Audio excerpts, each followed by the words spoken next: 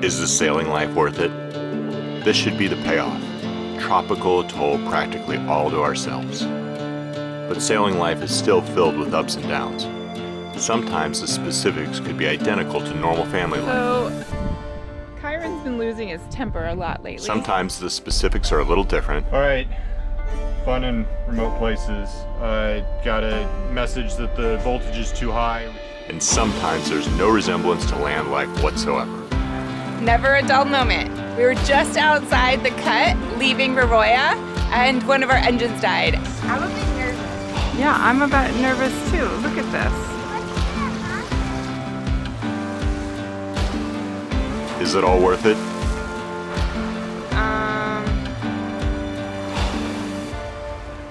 I don't know.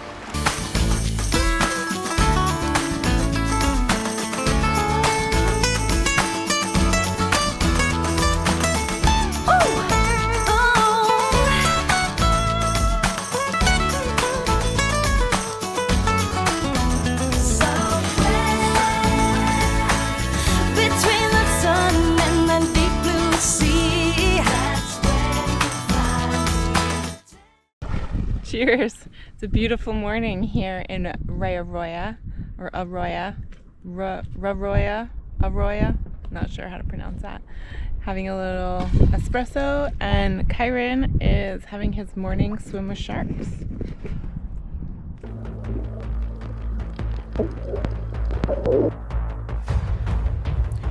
We really increased our comfort level in swimming with sharks in Raroia. There were lots of nurse sharks in the Bahamas, but we'd seen very few sharks since then. Raroia has a healthy black reef shark population. They were curious to see what we were up to, but all interactions were completely benign. Even so, I couldn't help myself and still put in the ominous shark background music. Scout is in French Polynesia, in the Tuamotu of Raroia. Atolls are formed when a volcano breaks the surface of the ocean, a coral reef forms around it, and then the volcano itself sinks back into the ocean, leaving an atoll with a lagoon in the center. Eventually, the entire structure will sink, leaving an underwater seamount. The intermediate form is pretty magical. But before exploring, we needed to square away our floating anchor chain. This is how it's supposed to work. During the night, we lost one of our floating fenders that is keeping our chain above the ground and above the coral. It is currently, unfortunately, sitting on top of a giant coral head. So we are on a mission to rescue the lives of all the inhabitants of that coral head and save our chain and fix the situation. First, I tried to bring the float down to the chain.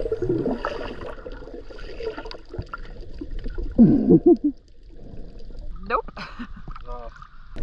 Then, I tried to lift the chain to the float.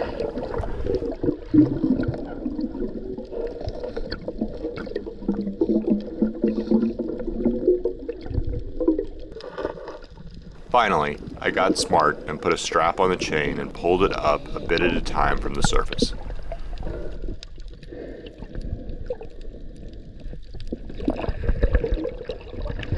At that point, all that was left was some fancy underwater knot tying. I think Megan took a class on that in college, and we were all set.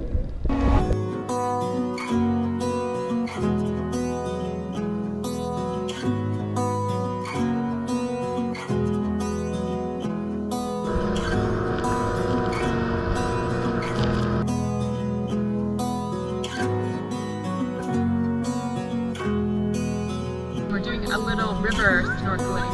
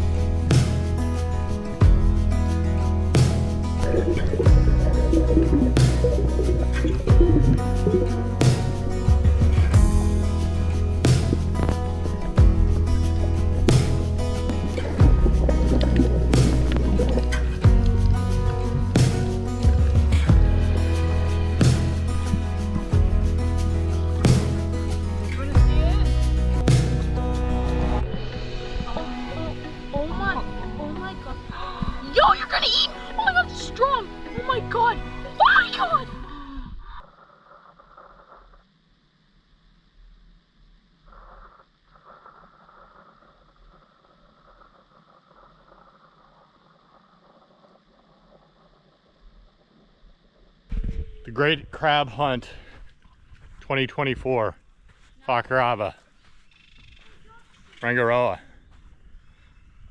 No, Raroia. It's hard to even know where you're at. All right. Somewhere in this untamed wilderness is dinner. Where? It's anybody's guess. And whether it's me or the crabs, we'll see. I hear coconut crabs are fond of human flesh.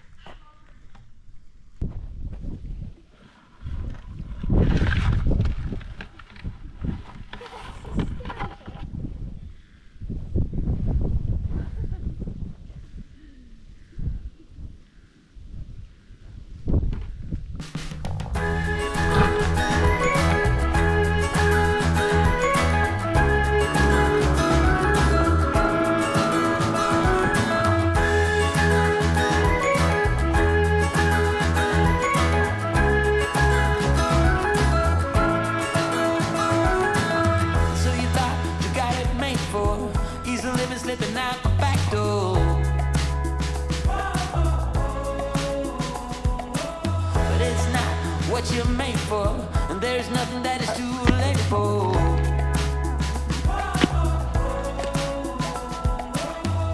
Out of the cold into my warm hand, in the sun, it's already begun. You are my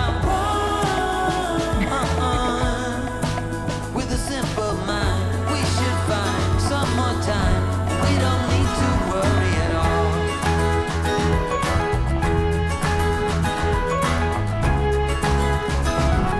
Ladies, he told you he was the whole package. All right, fun in remote places. I have the generator on. Should be 240. It's up near 300. I have an AVR down on the generator, automatic voltage regulator. I tried to hand trim it. I've done that in the past. I did not change it at all. I have a spare, believe it or not, control panel, AVR control panel. Gonna try to swap it in.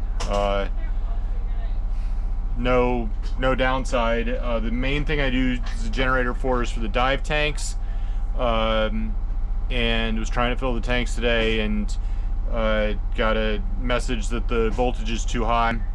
Give it a shot to change it. We'll see what happens. Seems logical that that's the problem, but I don't know why that would go all of a sudden. I had not had the generator on in a good while. Give it a shot.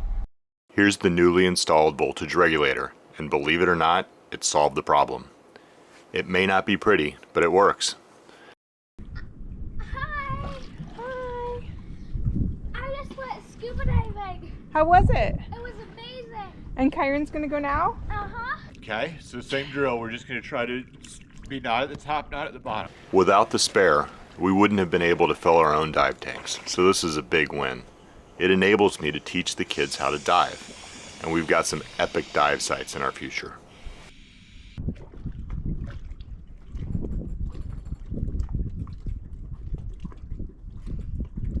So, Kieran's been losing his temper a lot lately, and one thing that we've decided to do as a consequence is make him carry buckets full of water from the front of the boat, from the bow.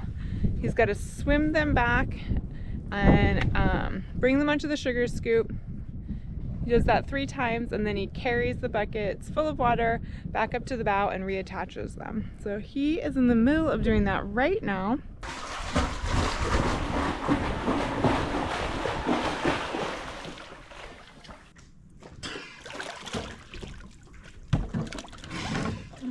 It's hard for me to believe that anybody could be in a bad mood here, but he achieves it.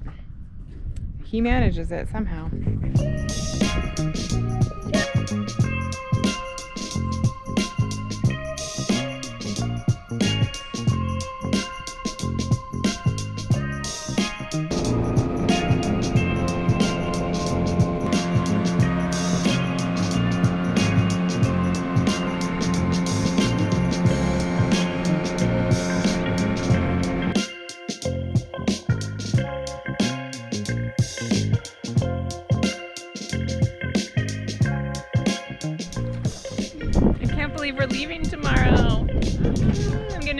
here. This has been a magical spot. It is a bright and beautiful morning here in Raroia, and we are getting ready to raise the anchor. We're heading out. 2 days at sea, then Bacarava.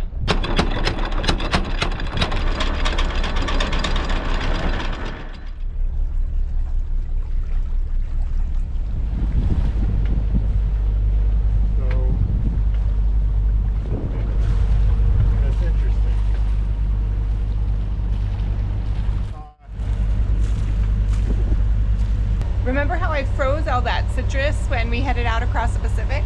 Well, I still have some in the Dominic, and I'm going to show you how I use it. We're having some morning pancakes. I had a sweet little note waiting for me in the kitchen this morning from a little hungry boy asking for some, so I thought, why not? Passage pancakes. Sounds like a good idea to me. So I've got my pancake mix and my grater.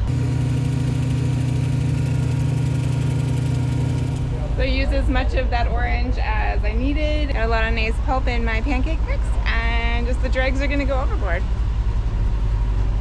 So these are orange cinnamon vanilla pancakes. Pretty yummy.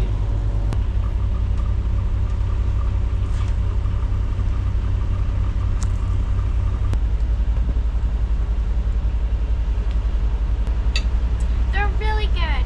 Thanks, Mom. We have loved our time in Raroia. It's been beautiful. It's just what the doctor ordered. We got back into a rhythm. We relaxed. We did some boat chores. We did some fun exploring activities. My only regret is the water clarity is not very good here. It's pretty silty, pretty milky. The viz isn't great. But wildlife is awesome, and just a really, really beautiful, relaxing place to come and spend a few weeks.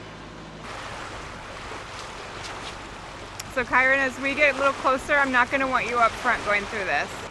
Never a dull moment. We were just outside the cut, leaving Raroia, and one of our engines died. Definitely not a good idea to go through one of these cuts with less maneuverability than you normally would have. There are going to be strong forces involved, so we definitely want to have both of our engines working. So we just flipped it around. We were heading back into the atoll now, and Nate is down in the engine room. I'm here at the helm, and we're keeping our eyes out for bommies. Of course, now we're heading directly into the light, so it's harder to see with visual navigation, but we do have a really great, accurate satellite view of the bommies, so we're keeping our eye on that. Nate is down trying to problem solve in the engine room.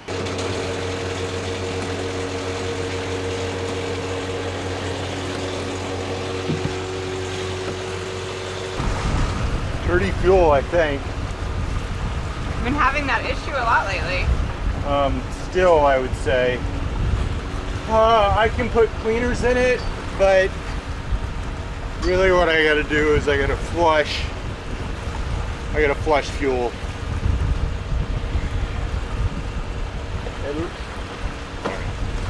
I gotta flush fuel tanks is what I gotta do. Captain did his magic, and we are flipping her back around. Just a few minutes detour, and we're back on our way. I know. It looks really choppy. Sometimes it's hard to see with the visuals if you're making the right choice to go through or not. Certainly looks like a lot of white caps.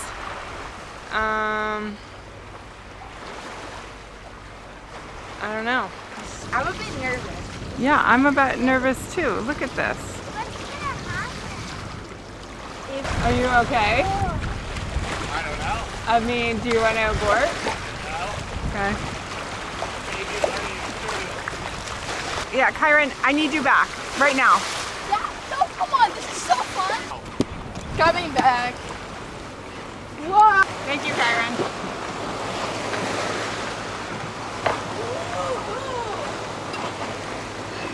Maybe the Bahamas Cup is not more rough than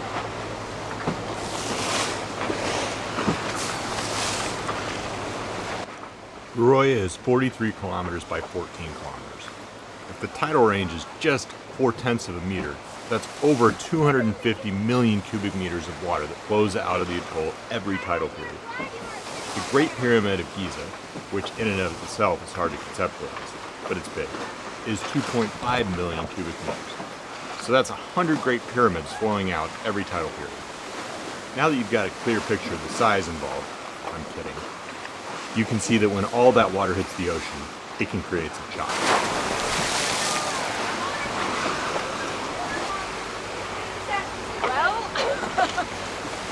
So I wouldn't do that the other way around.